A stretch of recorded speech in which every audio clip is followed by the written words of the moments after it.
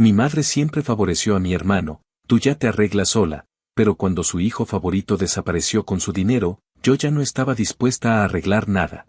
Cuando yo era niña siempre escuchaba la misma frase salir de la boca de mi mamá cada vez que necesitaba algo, que yo me arreglaba sola.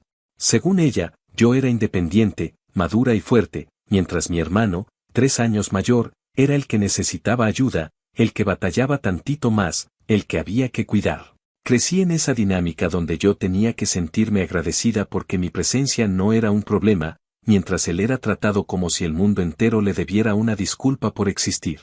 Yo me pagué mis cosas desde que pude trabajar y nunca esperé nada de ella porque sabía que de su boca siempre iba a salir algo como que yo no necesitaba tanto, que yo sabía moverme, que yo era más práctica. Mi hermano, en cambio, vivió siempre bajo una sombra de protección absurda donde cualquier error suyo era visto como una travesura y cualquier error mío era visto como una falta de carácter. En su mente yo era autosuficiente desde que tenía 15 años y él seguía siendo un niño aunque ya tuviera más de 20. Con esa historia detrás, no sorprende que cuando mi hermano perdió su trabajo por flojo, no por mala suerte, mi mamá me llamó llorando, diciendo que él estaba a punto de quedarse sin techo y que solo yo podía ayudarlo. Llevaba semanas escuchando cómo él se hacía el mártir diciendo que nadie lo entendía, que la vida era injusta, que necesitaba un respiro, mientras yo me partía el lomo trabajando doble turno para mis propios gastos. Igual caí, porque aunque sabía que era mala idea, una parte de mí todavía quería creer que la familia podía ser algo más que una carga. Le presté dinero, una cantidad que para mí era un sacrificio real, y él prometió pagármelo en cuanto se acomodara. No me sorprendió cuando nunca regresó nada, porque así era él desde que tengo memoria, prometer, desaparecer y luego volver como si hubiera pasado un viento y no una cagada. Lo que sí me sorprendió fue la llamada de mi mamá unas semanas después. Sonaba como si se estuviera ahogando. Decía que mi hermano había desaparecido y que no encontraba el sobre donde guardaba sus ahorros. Ella nunca confió en los bancos, decía que era mejor tener el dinero a la vista, como si meterlo en una cuenta fuera a arriesgarlo más que dejarlo en un cajón. Con la voz quebrada me dijo que el sobre estaba vacío, que mi hermano se lo había llevado y que lo último que supo de él fue un mensaje donde decía que iba a invertir ese dinero con un amigo que conocía de un negocio de criptos. Mi mamá no sabía ni pronunciar la palabra, pero la repetía como si fuera un conjuro. Cuando dejó de llorar, me dijo que yo tenía que ayudarla porque estaba desesperada y porque, según ella, yo siempre había salido adelante y podía sacar un poco para que ella no se hundiera. Sentí como si me hubieran puesto un pie en el pecho. Mi mamá no preguntó cómo estaba yo, ni qué significaba para mí volver a tapar los hoyos que mi hermano abría, solo asumió que yo, como siempre, debía aparecer para salvarla. La escuché desahogarse, quejarse, decir que mi hermano estaba confundido, que no entendía por qué hacía esas cosas, que él segaramente estaba asustado. Y luego vino lo de siempre, pero esta vez me cayó distinto. Me dijo que yo era su esperanza, que yo tenía buen trabajo, que no tenía hijos y que no era justo que ella cargara sola con todo. Cuando le dije que no podía ayudarla, no porque no quisiera sino porque simplemente ya no era mi responsabilidad salvarla cada vez que la realidad le recordaba quién era su hijo favorito, se quedó en silencio unos segundos, como si no entendiera. Después explotó y empezó a decir que era una mala hija, que cómo podía darle la espalda en el peor momento de su vida y que no era posible que yo, que siempre había sido tan fuerte, la dejara caer de esa manera. No levanté la voz, pero tampoco le di espacio para manipularme como siempre lo había hecho. Le dije que no era mi trabajo arreglar los destrozos de mi hermano, que yo no había tomado sus decisiones y que no iba a poner en riesgo mi estabilidad por alguien que llevaba años viviendo como si el mundo existiera para cargarlo de vuelta a casa cada vez que él se tiraba al piso. Ella respondió que cuando estuvieran en la calle me iba a arrepentir, que algún día tendría hijos y ellos me abandonarían de la misma forma. La dejé hablar hasta que terminó y luego simplemente le dije que si terminaban en la calle sería por las decisiones que ella tomó desde que yo era una niña y no por la falta de dinero que creía que yo estaba negando por capricho.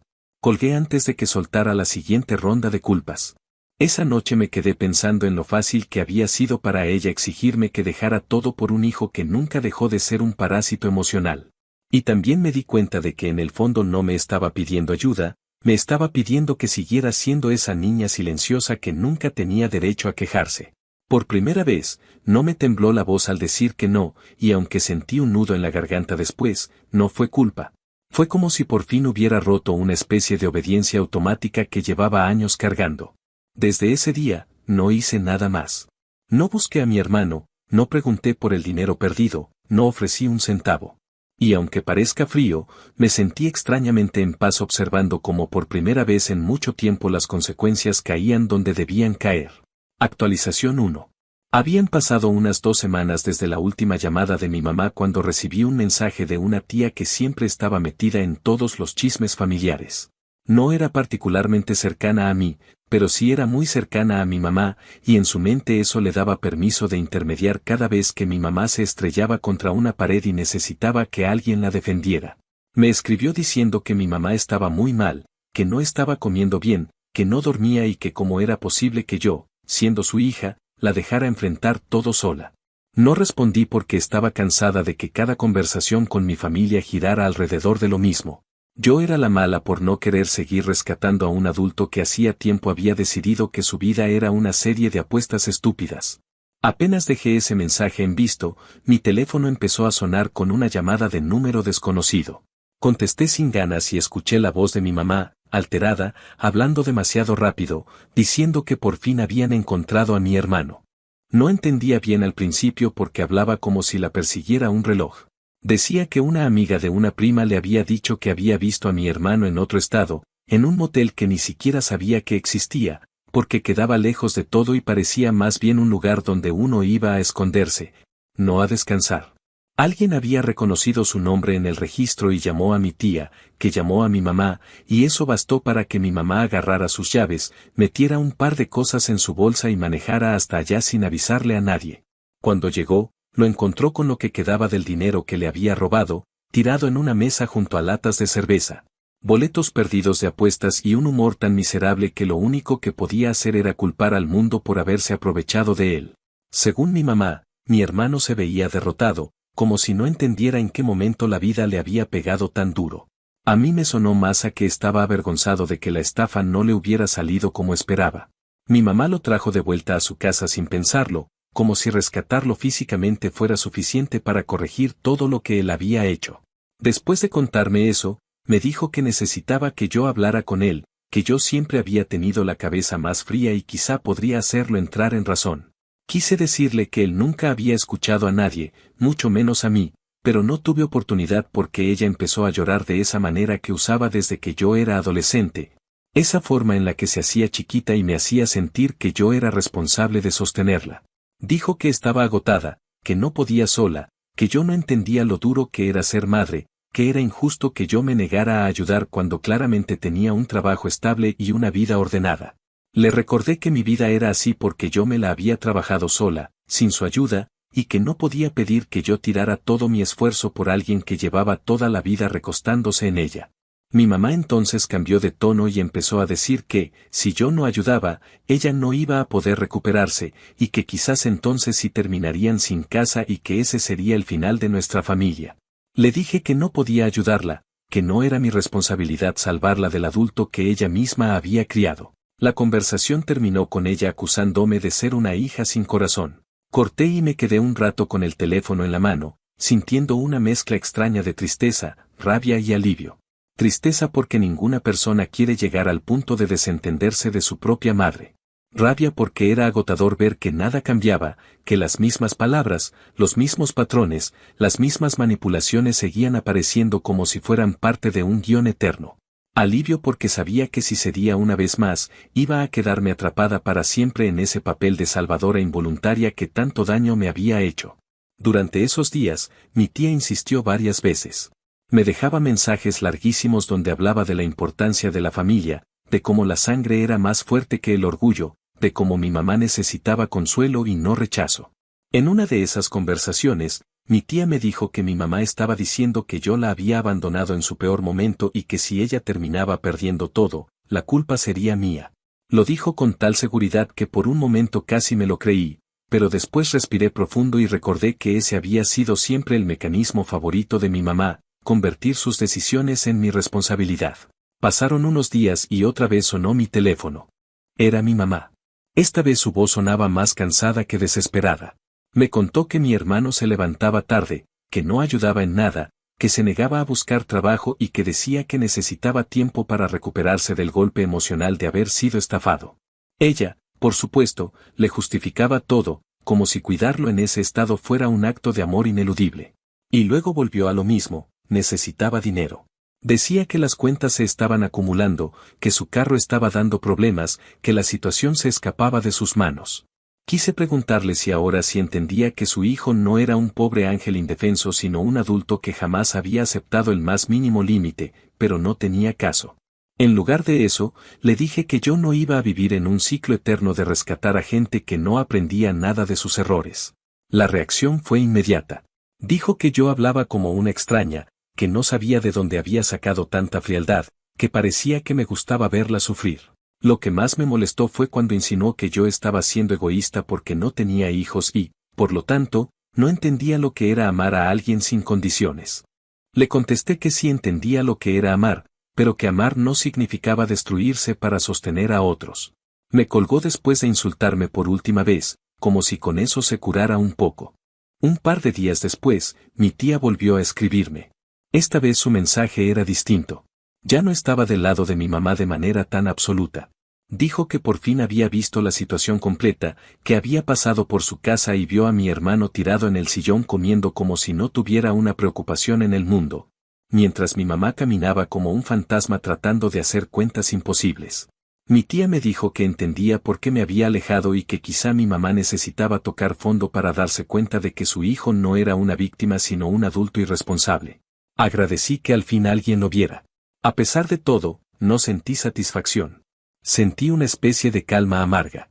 Era como ver un derrumbe desde lejos, sabías que no era tu culpa, pero igual dolía mirar. Sin embargo, por primera vez en mi vida adulta, entendí que no tenía por qué meterme en medio para sostener algo que ya estaba roto desde hacía demasiados años. Y aunque mi mamá siguiera repitiendo que yo era la culpable de su desgracia, en el fondo sabía que lo único que había hecho era dejar de cargar un peso que jamás debió haber sido mío. Actualización 2. Había pasado poco más de un mes desde que mi mamá me llamó con aquella súplica desesperada y desde entonces yo había hecho todo lo posible por mantener la distancia.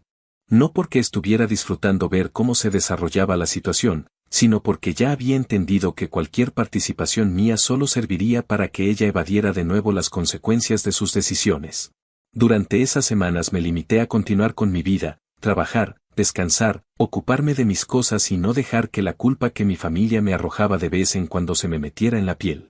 Pensaba que, al menos por un tiempo, mi mamá se mantendría en ese estado de negación donde ella cree que puede arreglar a mi hermano con cariño, comida caliente y promesas de que todo iba a mejorar. Pero un día, mientras salía de una reunión del trabajo, revisé mi teléfono y vi varias llamadas perdidas de un número que no reconocía. Al contestar, escuché a mi tía, la misma que semanas antes defendía a mi mamá como si fuera una mártir, pero esta vez sonaba extrañamente tranquila, casi resignada. Me dijo que tenía que contarme algo, que era importante y que probablemente me iba a sorprender. La historia empezó cuando mi mamá, en un intento de poner en orden las cosas como ella lo describió, quiso ayudar a mi hermano a resolver un problema de deudas que él venía arrastrando desde antes de desaparecer. Ella decía que solo necesitaba darle un empujón para que se estabilizara. Lo que no sabía era que mi hermano había solicitado un préstamo considerable utilizando su información personal y falsificando su firma. Fue descubierto cuando la entidad financiera empezó a exigir pagos y mi mamá, confundida, llamó para aclarar lo que creía que era un error administrativo. La persona del otro lado de la línea le explicó con toda calma que el préstamo no era un error y que, según los documentos firmados, ella misma lo había solicitado. Mi mamá entró en pánico y exigió ver copias de los documentos, y ahí fue cuando se derrumbó por completo. El nombre, la firma, incluso una copia de su identificación. Todo usado sin su permiso. Mi tía me contó que cuando mi mamá comprendió lo que había hecho su hijo, se quedó sentada frente a la mesa de la cocina sin moverse durante un largo rato. Mi hermano, por supuesto, negó todo al principio. Le dijo que seguramente alguien más había usado su información, que él nunca haría algo así, que lo estaban confundiendo. Pero en cuanto ella insistió, él pasó a enfadarse, diciendo que por qué confiaba más en un banco que en él, que ya bastante difícil estaba haciendo su vida como para que encima ahora lo trataran como un criminal. Mi mamá intentó creerle, como siempre lo hacía, pero la evidencia estaba ahí, con su firma falsificada de una forma tan torpe que hasta desde lejos se notaba que él había intentado imitarla. No hubo manera de justificarlo. La realidad le cayó encima con una fuerza que ya no podía ignorar. Después de varios días de tensión, llamadas con abogados y agentes que la orientaron sobre los pasos a seguir, las cosas terminaron escalando hasta una denuncia formal. Según me contó mi tía, fue un proceso doloroso porque mi mamá todavía buscaba una forma de evitarlo, como si denunciarlo fuera lo mismo que expulsarlo de la familia. Pero al final no tuvo alternativa porque él no hizo el más mínimo intento de remediar nada. No pidió disculpas, no ofreció pagar, no mostró arrepentimiento. Solo repitió que todos estaban en su contra y que él no tenía por qué aguantar ese trato. Fue entonces cuando lo citaron y el caso pasó oficialmente a manos legales. Cuando mi tía terminó de contarme lo ocurrido, me dijo que mi mamá estaba devastada, pero no de la forma en que yo imaginaba. No estaba solamente triste o avergonzada, sino confundida. Toda la narrativa que había construido durante años sobre quién era su hijo, sobre su supuesta vulnerabilidad y su fragilidad, se le estaba derrumbando en la cara. Y la razón por la que mi tía me había llamado no era para pedirme ayuda económica ni para exigir que volviera a involucrarme, sino porque mi mamá había dicho que quería hablar conmigo. No para pelear, sino para decirme algo que, según mi tía, ella nunca había admitido. Colgué y pasé un buen rato sentada en el estacionamiento del trabajo, tratando de decidir si quería responder. Había una parte de mí, una parte cansada pero aún sensible, que quería escuchar lo que ella tuviera que decir, aunque fuera tarde. Pero también estaba la otra parte, la que se había liberado recientemente del ciclo eterno de rescatar a personas que jamás cambiaban, y esa parte no estaba dispuesta a abrir la puerta tan fácilmente. Al final decidí contestarle con un mensaje, simplemente diciendo que podía llamarme al día siguiente después de mi horario laboral. No quería precipitar nada ni permitir que la conversación se convirtiera en otro intento de manipulación sentimental. Al día siguiente, como había prometido, me llamó. Su voz estaba totalmente distinta. Sonaba más baja, menos aguda, como si en lugar de pelear estuviera caminando entre escombros. Me dijo que había estado pensando mucho y que por primera vez entendía por qué yo estaba tan agotada. Me contó que ver a mi hermano falsificar su firma fue como recibir un golpe directo al estómago, no solo por el delito en sí, sino porque se dio cuenta de que ella misma había creado el tipo de hombre que creía necesitar que todos lo salvaran. Dijo que por años lo había protegido de cualquier consecuencia, que lo había justificado incluso cuando era evidente que él estaba cometiendo errores a propósito. Reconocer eso le estaba costando más de lo que esperaba. Durante un momento pensé que ahí se iba a detener, pero entonces su voz se quebró un poco y agregó que se sentía culpable no solo por eso, sino también por lo que había hecho conmigo. Dijo que se había pasado la vida tratándome como si yo no necesitara nada, como si yo fuera una especie de adulto funcional desde que tenía edad para arreglar mi propio desayuno. Y que ahora veía que esa imagen que ella tenía de mí no era un halago, sino una excusa para dejarme sola mientras volcaba todo su esfuerzo en mi hermano. Me dijo que estaba demasiado tarde para pedir perdón, pero que igual lo iba a decir. Cuando escuché esas palabras no sentí alivio inmediato, tampoco satisfacción. Fue más como una sensación extraña de cierre, como si por fin alguien hubiera reconocido la verdad completa después de años de actuar como si yo estuviera exagerando. Pero la llamada no terminó ahí. Después de un silencio largo, mi mamá confesó que, aun con todo lo que estaba ocurriendo, estaba tentada a ayudar a mi hermano otra vez. No porque creyera que él fuera inocente, sino porque decía que no sabía cómo dejarlo caer sin sentir que lo estaba abandonando. Yo no me contuve.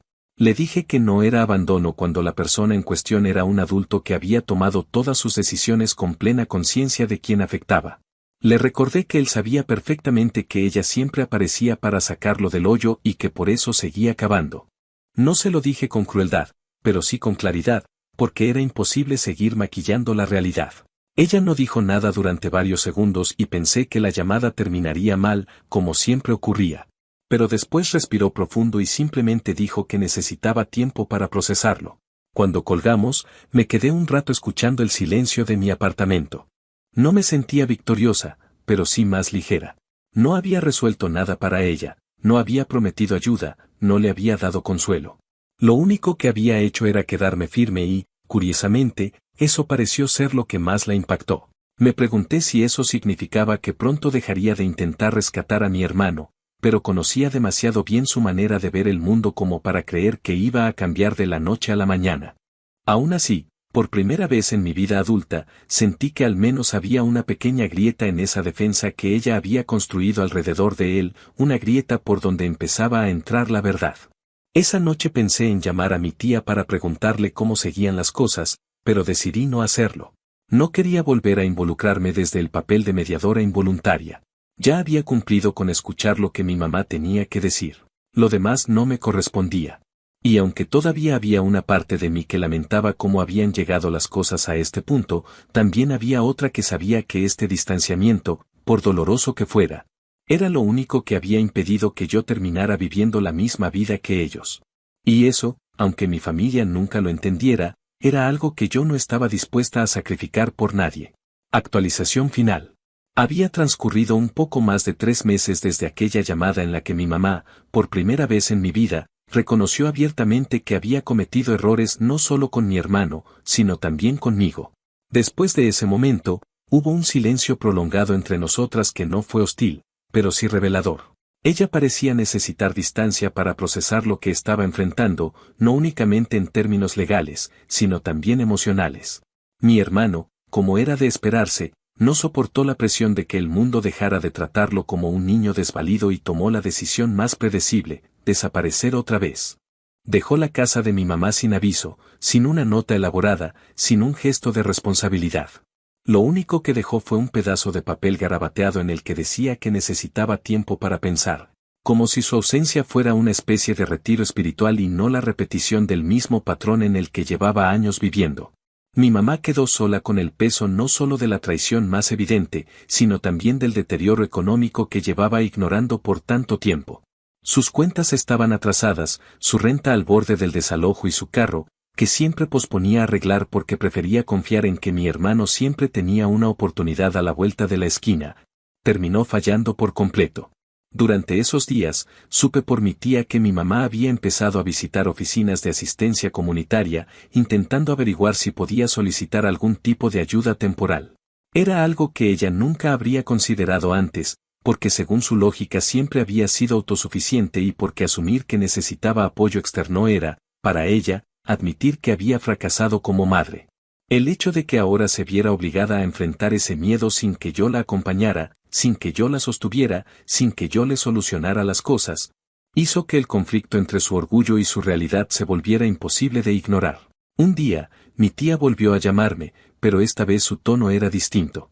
En lugar de exigirme que apoyara a mi mamá, o de repetir discursos sobre la importancia de la familia, estaba claramente afectada. Me dijo que mi mamá había pasado por su casa porque necesitaba hablar con alguien que no la juzgara y que allí, sin dramatismos, había empezado a contar cómo se dio cuenta de que había estado viviendo bajo una ilusión que ella misma había creado y sostenido por décadas. Según mi tía, mi mamá estaba desorientada, como si hubiera despertado de un sueño que había durado demasiado tiempo. Dijo que por primera vez en años había pronunciado frases que nunca antes había admitido. Entre ellas, según mi tía, había una que la dejó completamente en silencio, que se dio cuenta de que había perdido a su hija mucho antes de que yo dejara de contestar sus llamadas, que me había ido alejando por no querer cargar un papel que jamás debía haber tenido, y que ahora entendía que esa distancia no era crueldad, sino una forma de sobrevivir. Decidí llamar a mi mamá unos días después para saber cómo seguía, aunque no tenía intención de convertirme nuevamente en el soporte principal de su vida. Ella contestó con una voz apagada, pero no rota, más bien resignada. Me dijo que todo en su vida estaba poniéndose en orden de la forma más dolorosa posible. Sus palabras fueron claras, sin rodeos.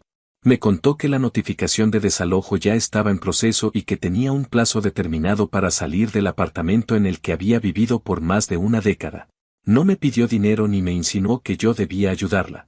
Simplemente me contó lo que estaba pasando como quien describe una consecuencia inevitable. Dijo que estaba buscando opciones temporales, probablemente quedarse un tiempo más con mi tía o buscar algún cuarto barato, y que al mismo tiempo estaba enfrentando el proceso legal contra mi hermano porque, aunque le doliera, ya no podía sostenerlo más. En un momento de la conversación, me confesó algo que jamás pensé escuchar de ella. Dijo que entendía perfectamente por qué yo había decidido alejarme y que, aunque no lo decía para que yo regresara a su vida en el mismo rol de siempre, Quería que supiera que había empezado a ver sus errores con una claridad que antes no tenía. Me mencionó que durante muchos años pensó que amar a su hijo significaba evitarle todo dolor y que amar a su hija significaba reconocer su fortaleza y exigirle siempre un poco más.